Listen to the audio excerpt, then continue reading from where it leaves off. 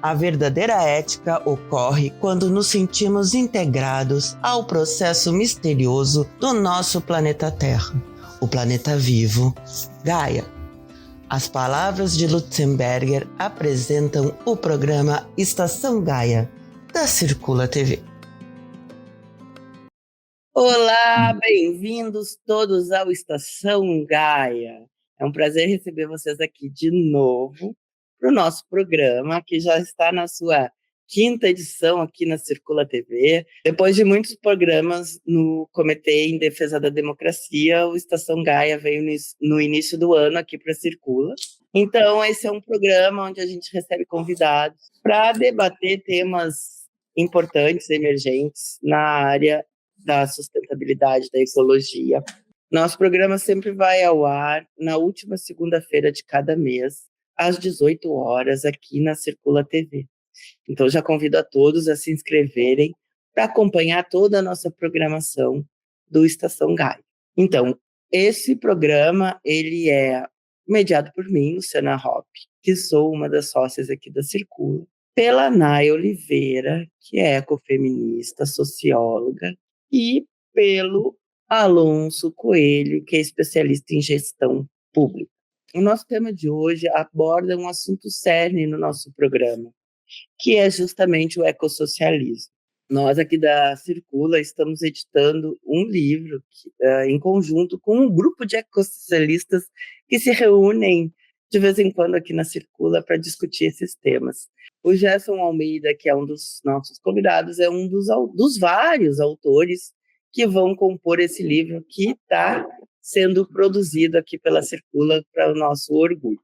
Então, de imediato, eu vou passar a palavra para o Alonso para ele apresentar o Gerson Almeida, que é o nosso convidado entrevistado no Estação Gaia de hoje. Gerson Almeida é mestre em Sociologia pela Universidade Federal do Rio Grande do Sul, foi secretário municipal de Meio Ambiente de Porto Alegre nos governos de Tarso Genro e Raul Ponte, é presidente da Associação Nacional dos Municípios de Meio Ambiente e coordenador da campanha de Cidades para a Proteção Climática promovida pelo ICLEI, International Council for Local Environment in Cities. Publicou o livro Desenvolvimento Sustentável e Gestão Ambiental das Cidades, Estratégias a partir de Porto Alegre, pela editora da URGS, em 2004. Também recebeu o certificado de reconhecimento do Programa de Gestão Urbana pela sua valiosa contribuição pessoal e profissional para o cumprimento dos objetivos do programa e construção de cidades mais justas, democráticas e solidárias na América Latina e Caribe em 2003. Muito bem, então. Bem-vindo, né? É um prazer te ter aqui com a gente. O prazer é meu, tá? Estar com vocês aí, Luciana, Naya e Alonso.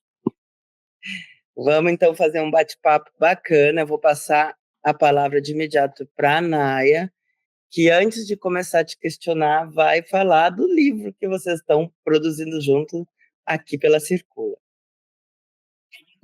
Então, cumprimentar os nossos internautas e dizer da minha satisfação de trabalhar na organização desse livro, né, que se constitui no ecossocialismo para quê e por quê, contar, então, com vários autores ambientalistas nossos, gaúchos, de Porto Alegre e do interior, e a ideia, então, da gente vir a apresentar esse livro, ela surge quando o Estação Gaia entrevistou Michel Lovy, que é um dos estudiosos desta questão, e também quando um grupo nosso de ambientalistas participa da Rede Brasileira de Ecossocialistas, que foi lançado no Fórum Social Mundial de 2003, aqui em Porto Alegre. Então, nesse ano de 2024, esse núcleo do Rio Grande do Sul começou a trabalhar, a se reunir na Livraria Circula, e resolvemos, então, como uma primeira atividade, publicar esse livro com ideias ecossocialistas, a história da rede brasileira e algumas análises da questão socioambiental e econômica da atualidade. Então, hoje, especificamente, nós vamos falar sobre a democracia é condição para a transição ecológica nas cidades, o estudo que o Gerson Almeida desenvolveu. Então, vamos para a primeira pergunta. Por que distingues as cidades como espaço democrático com potencial para realizar a transição ecológica, Gerson? Bem, eu saúdo a todos, né, que estão nos ouvindo, a vocês, eu agradeço o convite. E, desde a antiguidade, as cidades são vistas como a promessa de uma vida melhor, tá? Tanto que o próprio Aristóteles, né, ao defini-las, ou procurar colocar o seu lugar, o lugar das cidades no seu tempo, afirmou que os homens, eles juntam-se para viverem na cidade a fim de buscar uma vida boa, a boa vida, né? Muitos anos depois, quer dizer, dos nossos sábios sobre cidade, o Montfort, né, que escreveu um magnífico livro sobre a cidade na história, ele, desenvolvendo seus estudos, identificou que a grande potência criadora da vida nas cidades é exatamente o exercício de experiências compartilhadas que ela oportunizou. Uma novidade na sua época, né? Porque ao reunir diferentes habilidades e conhecimentos, onde ele cita textualmente o mineiro, o lenhador, o pescador, o mercador, o soldado e o sacerdote, né, para citar alguns, foi exatamente esse encontro que tornou a então vida aldeã dos camponeses muito mais complexa e mais suscetível a mudanças. E foi exatamente essa inovadora complexidade social que possibilitou uma expansão das capacidades humanas em todas as direções. Então, vejam como é bonito isso, quer dizer, é exatamente o encontro dos diferentes e a interação entre eles que produz uma energia e uma capacidade, uma força, né, que mobiliza o potencial humano de maneira muito maior do que o isolamento ou as coisas tudo iguais, assim, a similaridade, né? E esse encontro produziu, segundo ele, uma explosão de inventividade. Esse eu acho que é um termo muito interessante. A cidade e a interação entre os diferentes é um espaço de construção da inventividade, né? Tanto que o desenvolvimento das forças produtivas que esse encontro, que as cidades permitiram, criaram junto uma inédita capacidade de invenção de novos direitos e de inovações sociais, sem as quais isso não aconteceria. Talvez nós estivéssemos ainda hoje na vida quando esse encontro não acontecia, né? Então, isso faz com que as possibilidades humanas e os seus quereres, eles chegassem a patamares que até então não eram imaginados. Por isso a cidade tem, e a democracia participativa, o encontro, tem esse poder de transformar e criar possibilidades que até então não pode sequer ser imaginada. Então, o livro, além do artigo do Gerson, ele traz mais 8 autores para discutir essa questão do ecossocialismo. Então, eu vou passar agora a palavra para o Alonso para continuar o nosso questionamento. Esse território, denominado cidade, ao mesmo tempo que ele traz esse conjunto de riqueza, de encontros e diversidades, produzindo novos conhecimentos, novas formas de relações sociais, também proporcionou, e é nos centros urbanos que se verifica de forma bastante latente a questão do aquecimento global. Essa mesma riqueza, né? Quais são os requisitos necessários nessas cidades para que a gente possa dar também dentro dessa espaço de criatividade, digamos assim, a gente possa dar resposta ao aquecimento global a partir dos centros urbanos? Eu acho que, antes de mais nada, nós precisamos lutar, trabalhar para recuperar essa vitalidade que a vida pública oportunizou ao longo da sua história. E imaginação política é fundamental para que a gente possa romper essa mesmice que os governantes, que reúnem sistematicamente para discutir, tomar resoluções e depois nada fazem. Uma das questões-chave, ou melhor, nada fazem, agem claramente para que as coisas continuem como estão. Uma das coisas que a experiência tem demonstrado é que é preciso que as cidades tenham estruturas institucionais que sejam mais permeáveis a recepcionar essa inteligência e os saberes dos cidadãos na sua gama de diversidade, dos técnicos, dos especialistas, e essas estruturas institucionais sejam capazes de incorporá-los no processo de construção e deliberação das políticas públicas. É isso que confere uma maior legitimidade às decisões e é capaz de reconectar o cidadão com os destinos da cidade, com a política. Exatamente esse afastamento dos cidadãos, cada vez maior da vida pública. Tu é eleitor apenas, tu não é um cidadão ao longo de todo o período. Esse afastamento é o que permite duas coisas, pelo menos. Uma, a ausência de uma voz cidadã, da voz das coletividades sobre os governantes. E aí, é claro que tu desocupa esse lugar, o cidadão desse lugar, ficam apenas os lobbies ocupando. E outra questão, ao mesmo tempo que esse afastamento desobriga os governantes, ele cria nos cidadãos um desencanto com a vida pública e com a política, porque ele, a rigor, não serve para quase nada na decisão dos destinos da cidade. E isso eu acho que é um caldo de cultura que gera espaço para populismos e totalitarismos de todo o tipo, como nós estamos vendo muito tempo. Então, assim, e uma questão chave para isso, porque sem repensar as formas de ocupação do solo e o próprio planejamento urbano, como é que nós vamos alterar o curso do aquecimento global, por exemplo, e da extrema desigualdade que nós estamos vivendo, que são, inclusive, faces diferentes da mesma moeda. Aquecimento global, é interessante que, à medida que essas questões vão piorando, segundo o IPCC, os cientistas que estudam o clima, há uma conexão muito forte entre a piora nos indicadores do aquecimento global e o aumento da desigualdade. A desigualdade é um fator que aprofunda o aquecimento global.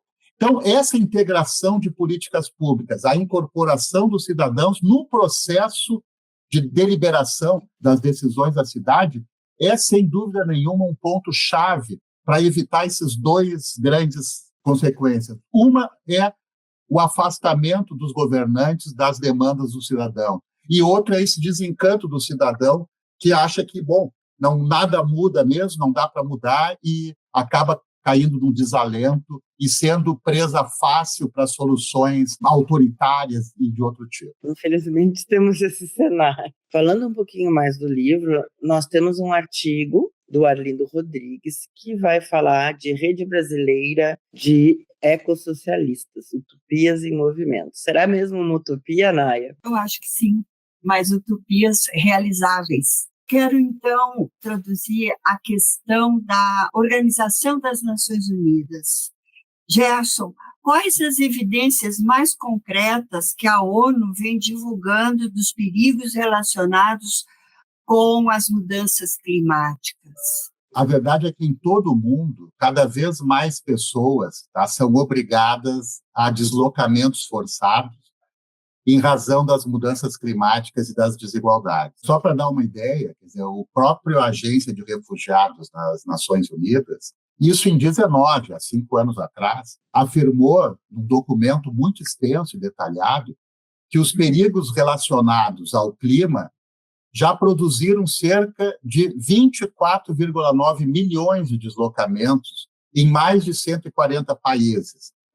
E esse número, segundo esse relatório, vai aumentar. Na verdade, como ele foi feito há 5 anos atrás, nós já podemos dizer, ele aumentou e aumentou em muito.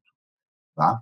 Aqui mesmo, tá? Nós estamos em Porto Alegre, na região metropolitana de Porto Alegre, vastas áreas de ocupação tradicional urbana, consolidadas, foram duramente atingidas pelas enchentes recentes, pelo evento climático recente que nós sofremos, e mostrar o quanto seus habitantes estão vulneráveis, né?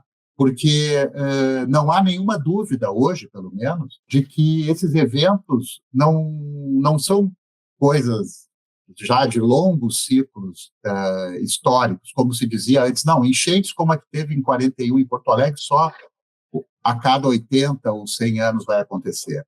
A verdade é que nós tivemos um evento em outubro do ano passado e outro agora recente, ou seja, 2 eventos de dimensões catastróficas que aconteceram em cerca de num ciclo de 8 meses. Né? E acho que hoje ninguém mais tem dúvida de que a nossa geração vai ver outros eventos desse porte. Então vejam bem que as cidades são os lugares onde essas tragédias atormentam mais pessoas. Até porque elas também são os lugares onde, por exemplo, segundo os dados disponíveis, tá, as cidades consomem cerca de 70% dos recursos disponíveis hoje, né, ou colocados no mercado. A maior parte da energia gerada é consumida nas cidades, a maior parte dos gases são emitidos nas cidades, os gases do efeito estufa, né?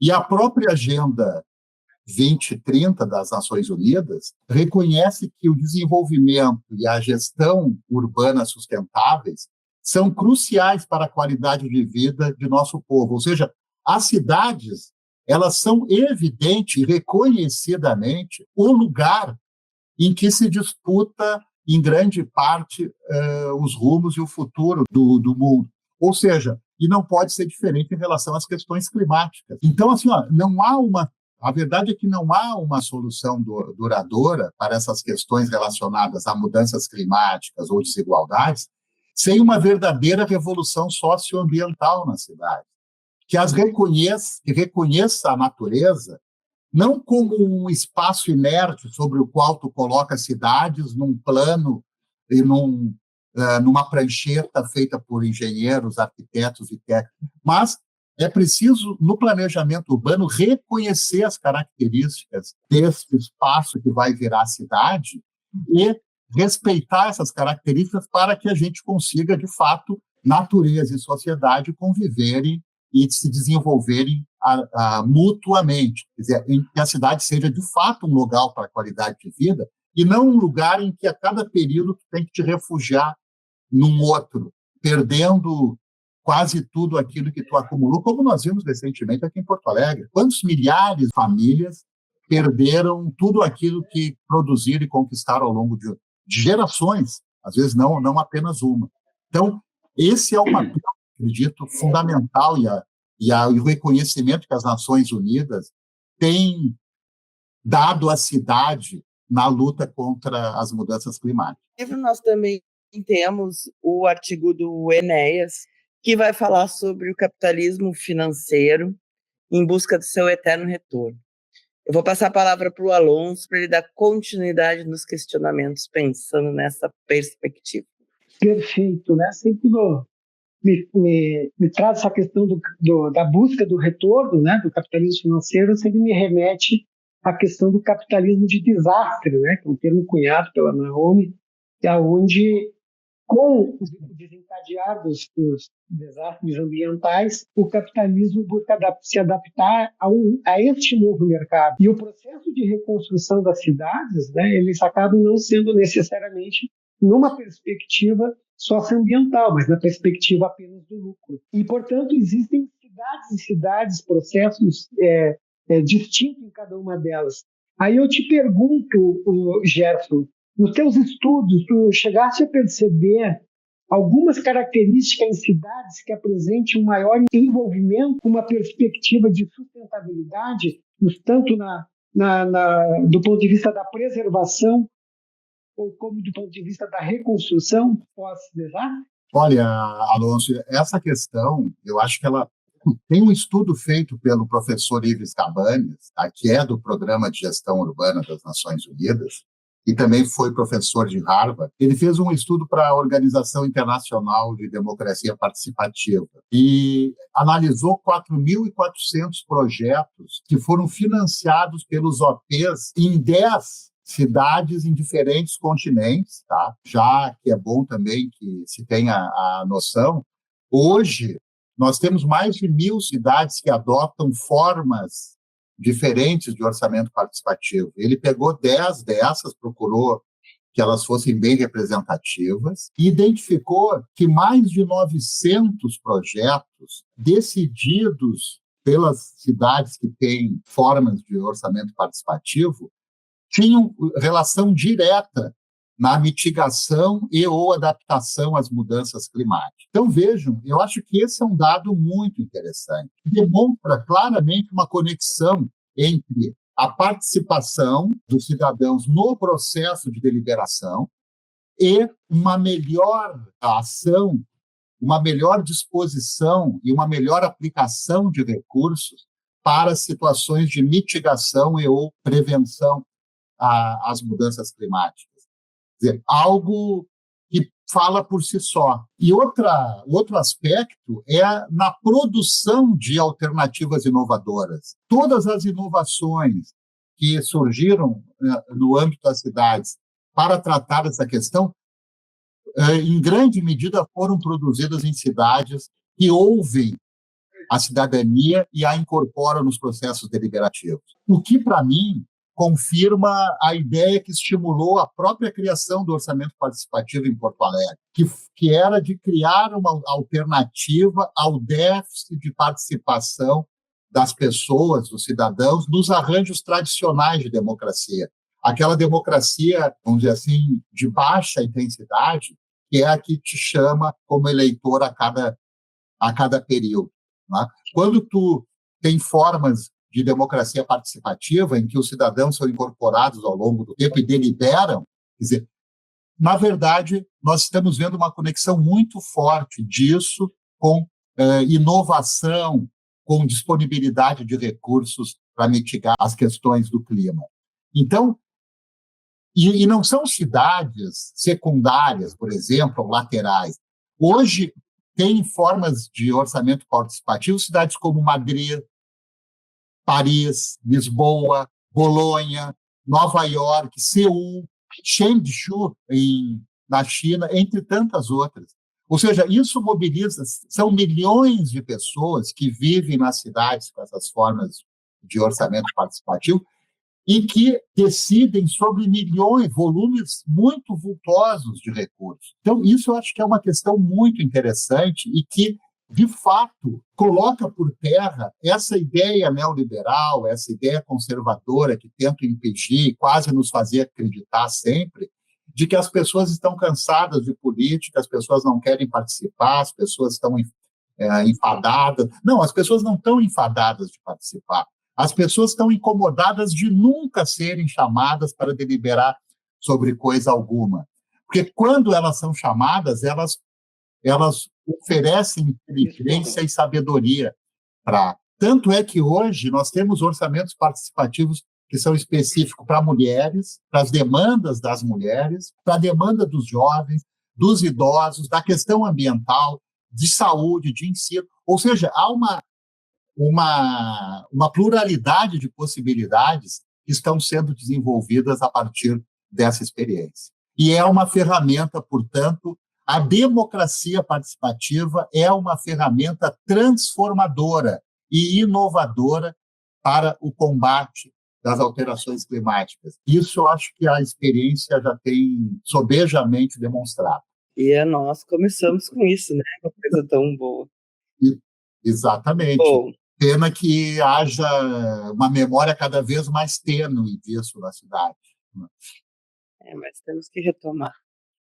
Bom, vamos continuar falando do que trata o nosso livro. E nós temos mais um capítulo nele, que foi escrito João Hélio Ferreira Pes, que vai falar da alternativa ecossocialista diante do colapso ambiental, da desigualdade social e da mercantilização da água. Importante, né? Naya, eu vou passar a palavra para ti. Então, Gerson, ainda focando no orçamento participativo, eu acho que tu já nos respondesse o papel importante, né, que tem no contexto da sustentabilidade, da preparação para esses novos tempos de desastres socioambientais. Eu vou juntar com a tua experiência enquanto secretário do Meio Ambiente. Como tu geria a pasta e a relação que tu estabelecia com o orçamento participativo? Uma das facetas do orçamento participativo, ou da democracia participativa, que muitas vezes não é considerada ou relegada, é a pedagogia da participação, a relevância da pedagogia da participação. Quer dizer, o aprendizado de reunir, discutir, organizar, colocar uma série de demandas numa ordem de prioridades, já que os recursos sempre são insuficientes para todas elas ao mesmo tempo, essa é uma verdadeira pedagogia social e política. Porque te coloca na condição não apenas ou de reivindicante ou de objeto das políticas. Tu és obrigado na tua comunidade, no teu bairro, na tua região, tu é obrigado a construir acordos, a ver que a tua reivindicação, muitas vezes, por mais legítima que seja, ela, por critérios que tu mesmo ajudou a estabelecer, talvez ela não seja tão prioritária quanto é a do vizinho. Ou seja, essa solidariedade também comunal que esse aprendizado permite, ela é um aprendizado para toda a vida. Quer dizer, é óbvio que a conquista gerada por isso é muito importante e necessária, esse é um objetivo. Mas a verdade é que o processo do fazer, o processo de construção disso, ele é um aprendizado. E esse aprendizado, ele torna cidadãos melhores, capazes de não ver apenas o seu umbigo, a sua necessidade, por maior e mais relevante que ela seja, mas é capaz de pensar o território como algo socialmente construído por ti, pelos teus vizinhos, pelas pessoas que tu conhece e pelas que tu não conhece também. E esse território é que é o objeto do teu pensar. Então, essa experiência, essa pedagogia social, eu vi acontecer enquanto fui reitor da Secretaria do Meio Ambiente. Não é à toa que Porto Alegre, naquele período, construiu um modelo de gestão ambiental urbana que ainda hoje é referência no Brasil e em muitos lugares do mundo, é verdade, seja dito. Né? Então, não porque tinha um secretário, uma equipe, um prefeito maravilhosos ou bons, né? Mas porque havia essa energia social, essa sabedoria social, muitas vezes tensa, com debates, com críticas e todo tipo de disputas, porque a questão ambiental é um terreno de disputas, mas que, na verdade, gerou políticas como, por exemplo, nós temos um plano diretor de arborização das vias públicas. É um trabalho extraordinário, que é referência no Brasil, mesmo que hoje ele seja desconsiderado. Nós temos, por exemplo, o Atlas Ambiental de Porto Alegre, que ainda hoje é já tem 20 anos, e ainda é hoje uma coisa quase inalcançável. E que mais de 5 dezenas de cidades nos escreveram dizendo que, olha, realmente é emocionante, porque era nos seguintes termos, mais ou menos, olha, nós sabemos que o Atlas de Porto Alegre é inalcançável, mas nós queremos fazer um aqui em Amsterdã, queremos fazer um nos mais variados lugares do planeta. Então, essas coisas só puderam ser produzidas não pela genialidade de alguns técnicos, que alguns eram mesmo muito inteligentes e sempre são muito qualificados, mas porque havia esse caldo de cultura que é fundamental para a produção de conhecimento. Então, essa rede integrada de processos, de discussão, de deliberação, elas trazem as pessoas que vêm, por mais despossuídas de poder que sejam, elas trazem conhecimento acumulado. A verdade é essa. Eu vou citar um exemplo, que na época do então prefeito Tarso Genro, nós conversando na região leste de Porto Alegre, no Partenon, na verdade, tinha um problema crônico de mobilidade ali, porque é uma região de muitos morros, então a área de baixo não era conectada, era de cima e criava problemas sérios. Os técnicos não conseguiam achar solução. Até que as reuniões com orçamento participativo na região, ali com as pessoas que viviam o problema, disseram, não, vamos criar uma escadaria. Os nossos técnicos foram contra, porque achavam que tecnicamente não era legal. Bom, foi o prefeito Tarso, à época, me lembro muito bem hoje, disse uma frase para os técnicos, olha, respeito muito, vocês têm soluções maravilhosas, mas nós sempre encaminhamos as que vocês tomam decisão. Agora nós vamos encaminhar essa. O pior que pode dar é dar errado. E até hoje a escadaria, aquela na região do Partenon, é um exemplo de integração de duas regiões que praticamente, apesar de ter moradores, vizinhos, parentes, um em cima, outro embaixo, não conseguiam se comunicar. Então, vejo, é uma sabedoria que ela não é menor, ela não é melhor e nem pior do que a sabedoria do técnico, do especialista. Ela é, muitas vezes, diferente e complementar. Por quê? Porque a experiência é uma forma de saber. E uma forma que realmente não é qualquer uma. Tá? Então, isso eu acho que é algo fundamental e que mostra que, de fato, tá, a nossa experiência como gestores, quando somos gestores num ambiente de democracia participativa, ela nos convence a cada dia de que é mais econômico, os recursos são melhor geridos quando há esse envolvimento da população, inclusive na preservação das obras públicas. Porque as pessoas também se sentem, não, só um pouquinho, isso aí eu sei quanto é que custou, eu lutei 2, 3, 10 anos para conseguir isso. Então, também cria esse tipo de vínculo que, de um modo geral, são vínculos perdidos ou não existentes em outras situações. Na verdade, o poder de deliberar é sempre sonegado às pessoas. E é isso que alimenta, ao mesmo tempo, a ideia conservadora de que há temas que são complexos demais para as pessoas comuns participarem da deliberação. Isso, na verdade, não é outra coisa senão uma forma, usando o conhecimento, de exclusão, mais uma das formas de exclusão da maioria das pessoas. Então, né, muito interessante esse nosso papo, que vai render um segundo programa.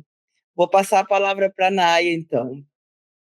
Então, eu quero agradecer essa primeira etapa que a gente venceu conversando com Gerson Almeida e apresentando o nosso livro, Ecossocialismo, para quê e por quê, até o próximo mês, onde, então, nós vamos avançar e concluir esse nosso papo.